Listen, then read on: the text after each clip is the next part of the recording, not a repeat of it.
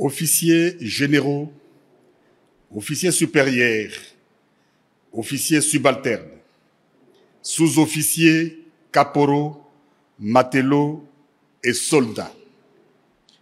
Le président de la République, chef de l'État et commandant suprême des forces armées de la République démocratique du Congo, s'est adressé à la nation en date du 29 janvier 2025, suite à l'agression du Rwanda et le silence coupable de la communauté internationale. En ces jours, je m'adresse à vous. Allez-vous permettre à nos audacieux ennemis de violer impunément l'intégrité du territoire de la République?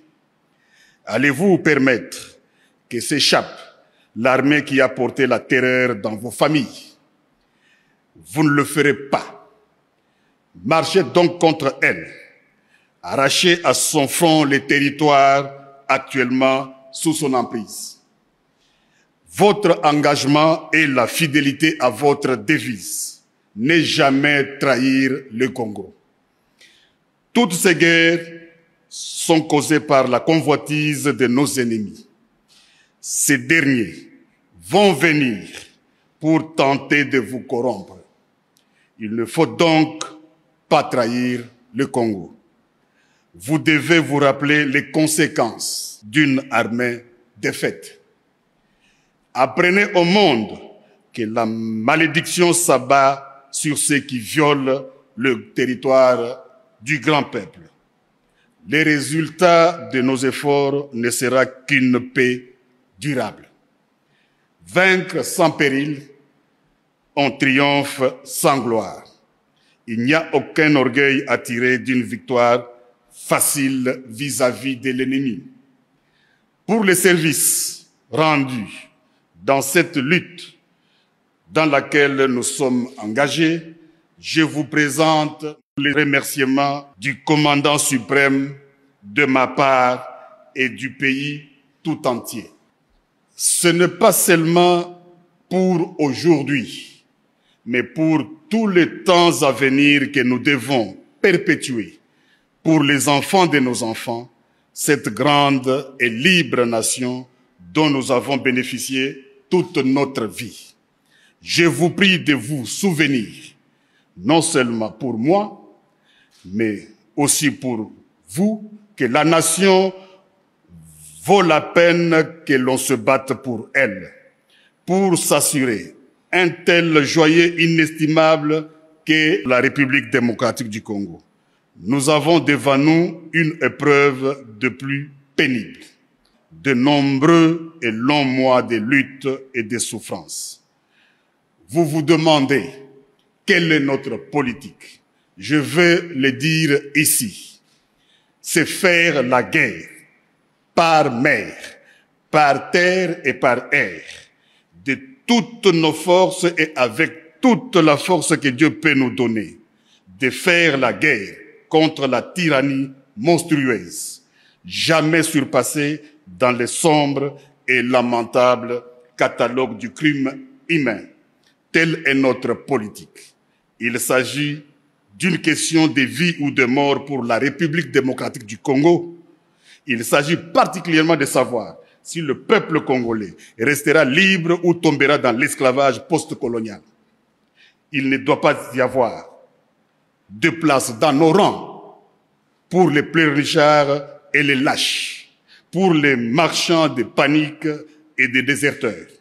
Notre peuple ne doit connaître aucune peur au combat et doit se joindre de manière désintéressée à notre guerre patriotique de libération, notre guerre contre les asservisseurs fascistes. Dans la situation actuelle, la crédibilité de notre armée est essentielle. C'est pourquoi vous devez assumer sans faiblesse votre mission constitutionnelle. Défendre les frontières de la République démocratique du Congo contre toutes les menaces, d'où qu'elles viennent.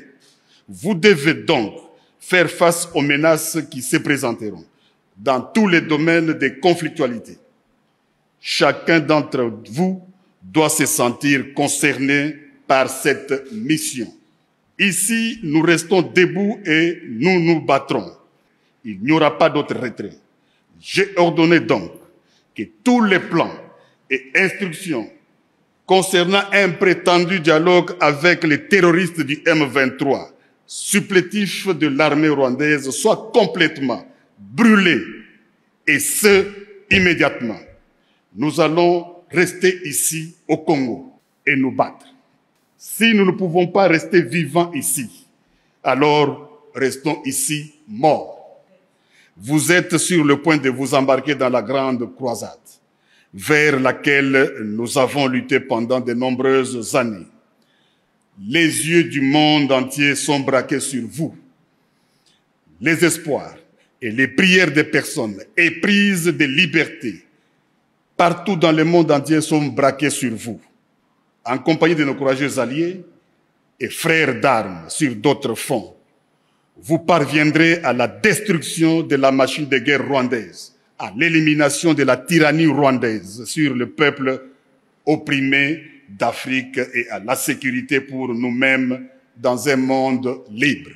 Nous irons au combat à notre manière et nous serons accompagnés par l'esprit des millions de nos martyrs, de nos ancêtres, torturés et brûlés vifs pour leur patriotisme, de nos pères assassinés et de nos mères, nos sœurs, ainsi que nos filles massacrées et violées, de nos frères mutilés et de nos enfants étranglés. Et dans cette bataille, nous briserons l'ennemi et apporterons le salut à notre peuple, éprouvé dans la fournaise de la persécution, assoiffé seulement de la liberté, des droitures et de justice. La voie que nous avons choisie pour le présent est pleine de dangers, comme tous les chemins le sont. Mais c'est celle qui est la plus conforme à notre caractère et à notre courage en tant que nation et à nos engagements dans le monde. Le coût de la liberté est toujours élevé, mais les Congolais l'ont toujours payé.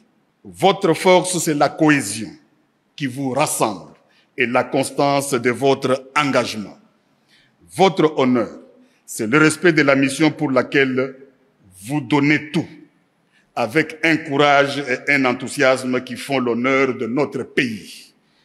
Votre fierté, c'est de servir la République démocratique du Congo, de la défendre et de la protéger toujours et partout, sous tous les climats et toutes les latitudes. Honneur pour toujours à notre armée et à son commandant suprême. Honneur à notre peuple, que des épreuves terribles n'ont pu réduire ni fléchir. Honneur à la nation congolaise. Honneur aux nations de la SADC, qui ont mêlé leur sang à notre sang, leur peine à nos peines, leur espérance à notre espérance. Et avec eux, nous allons triompher. Je pense aussi à nos blessés, ainsi qu'aux familles, aux soignants et aux camarades qui les accompagnent dans leur reconstitution. Qu'en notre soutien, tous puisent le courage et la force de continuer à aller de l'avant. J'ai totalement confiance en votre courage, votre dévouement et votre compétence dans la bataille. Nous n'accepterons que la victoire totale. La guerre nous imposée injustement sera vaincue et la République démocratique du Congo restera une et indivisible.